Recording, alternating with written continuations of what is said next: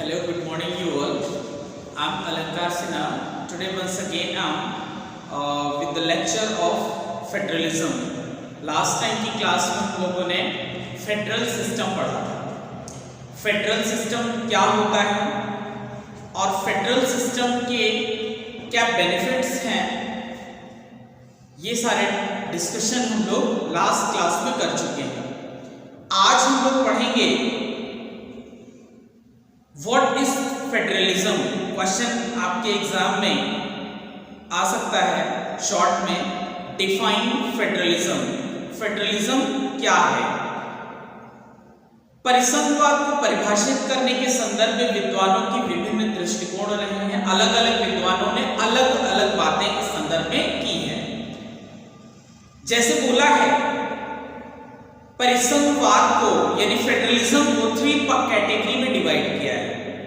First category कठोर दृष्टिकोण के अंतर्गत दिया है, सेकंड आधुनिक दृष्टिकोण के अंतर्गत दिया है और थर्ड गतिशील दृष्टिकोण के अंतर्गत दिया है. पहला कठोर दृष्टिकोण, दूसरा आधुनिक दृष्टिकोण और तीसरा है गतिशील दृष्टिकोण. यानी 3 दृष्टिकोण से परिसंघवाद को अलग अलग विद्वानों ने अपने अपने नजरिए से डिफाइन किया है. पहला कठोर दृष्टिकोण जिसको रिजिड अप्रोच बोलते हैं. कठोर दृष्टिकोण के अनुसार परिसंघवाद की परिभाषा फ्रीमैन और गारमैन ने दिया है. 2 दार्शनिक हैं, एक फ्रीमैन है और दूसरे गारमैन है. इन्होंने क्या कहा? संघवाद केंद्र व राज्यों के बीच संप्रभुता का विभाजन है. संघवाद क्या है? केंद्र और राज्य के बीच संप्रभुता का विभाजन. It is distribution of sovereignty. संप्रभुता का विभाजन है, यानी स्टेट गवर्नमेंट अपने कार्यों में संप्रभु होंगी. संप्रभु का मतलब अपने कार्य को करने के लिए स्वतंत्र होंगी विधि के अनुसार, और यूनियन गवर्नमेंट अपने कार्य को करने के लिए वो भी स्वतंत्र होंगी विधि के अनुसार, यानी लीगल एम्बिट में, लीगल पेरिफेरी में रहते हुए. तो दोनों स्टेट गवर्नमेंट, यूनियन गवर्नमेंट अपने काम को करने के लिए अपने अपने पार्ट पर फ्री होंगी. उन पर किसी अन्य शक्तियों की बाध्यता नहीं होगी. In the same way third government कौन सा है? जैसा कि 3 गवर्नमेंट्स होते हैं, आपको पता है. एक यूनियन गवर्नमेंट, एक स्टेट गवर्नमेंट और थर्ड गवर्नमेंट है आपका पंचायती, यानी कि रूरल गवर्नमेंट और अर्बन गवर्नमेंट. रूरल जो कि 73 कॉन्स्टिट्यूशनल अमेंडमेंट से इंसर्ट हुआ है और 74 कॉन्स्टिट्यूशनल अमेंडमेंट से इंसर्ट हुआ है कॉन्स्टिट्यूशन में. अब देख लेते हैं कि केसी वेयर साहब ने कठोर दृष्टिकोण को एक्सप्लेन किया है और बताया है कि जिस तरह एक रेलगाड़ी के डिब्बे प्रकाश आदि इंजन से जुड़े रहते हैं, ठीक इसी प्रकार वो एक दूसरे से जुड़े होते हैं, लेकिन उनका जो क्षेत्र होता है, दायरा होता है, हर कंपार्टमेंट का अपना अपना होता है. कनेक्टेड तो होते हैं वो इंजन से, लेकिन वो अपनी कार्यशैली में अलग अलग कंपार्टमेंट अपने अपने अकॉर्डिंग, उनका एरिया, उनका दायरा अलग अलग होता है.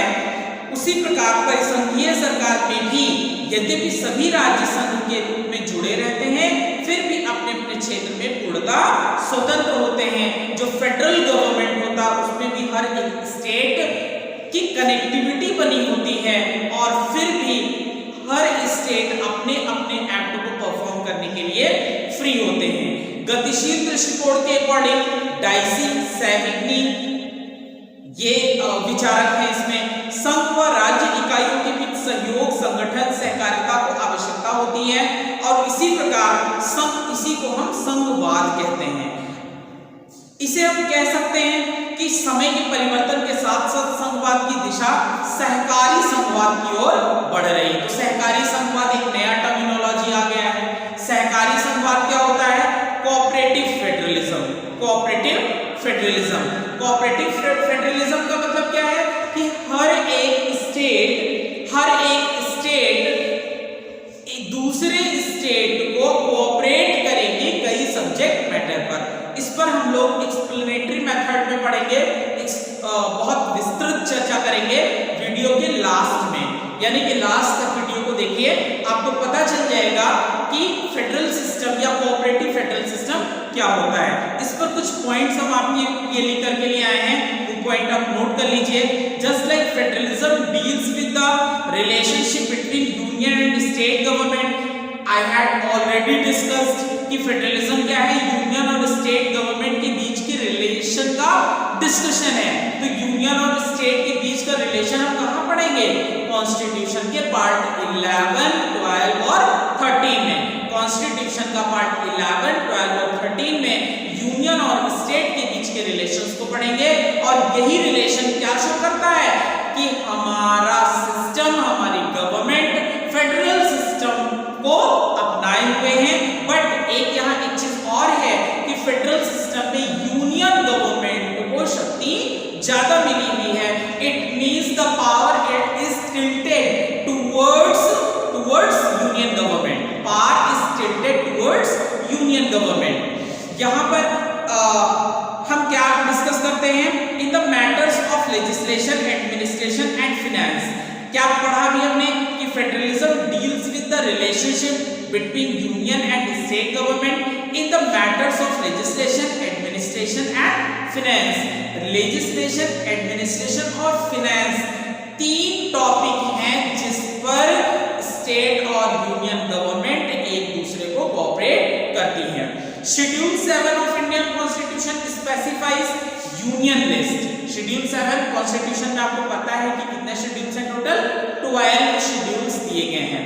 इससे पहले 8 शेड्यूल्स थे, यानी कि जब हमारा कॉन्स्टिट्यूशन बनकर रेडी हुआ था 1950 में, तो मूलतः 8 शेड्यूल्स थे।